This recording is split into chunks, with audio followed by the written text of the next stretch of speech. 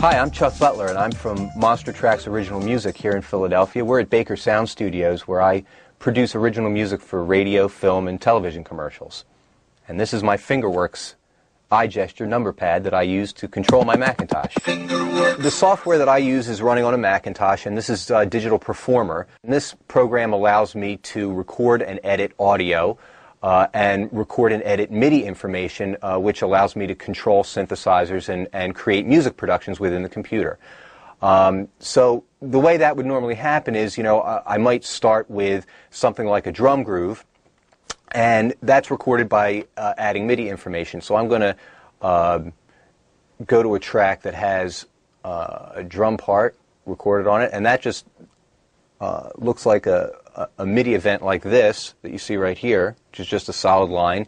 One of the nice features of the pad is that when we're editing that kind of information, we wind up dragging things around a lot. With a mouse, to make fine motions like that with a mouse requires that you get kind of a grip and move side to side a lot on the mouse, and that tears my wrist up. With the pad, once I grab the event, I can just take a single finger, and just with one finger I can drag that event anywhere I want. And then when I play, that event is actually triggering the drum loop that you're hearing right now.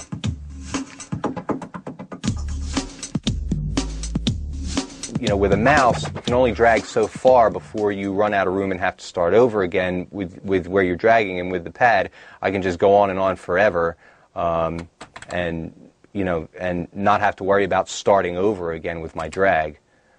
So that definitely speeds me up a little bit. And now when I play, I'll have that event.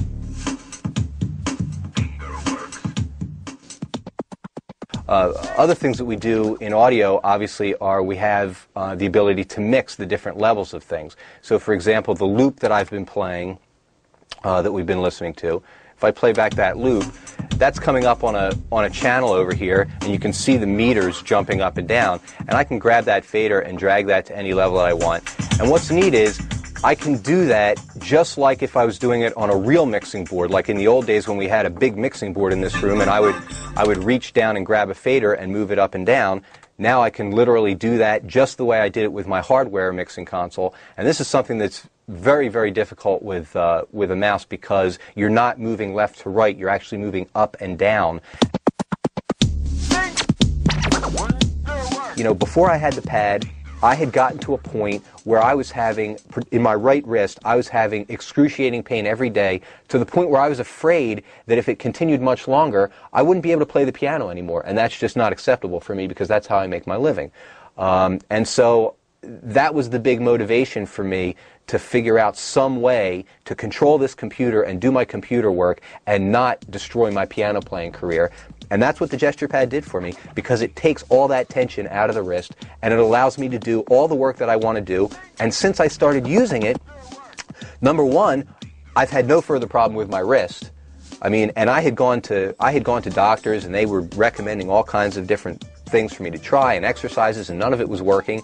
And the thing that changed it was using the gesture pad. As soon as I switched to that gesture pad, I would say within 2 weeks of using the gesture pad full time, my pain had diminished by 50 to 60%, and within a month of using it, the pain was gone, and it's never come back since, and I've been using the thing for 2 years, and I've never had another problem.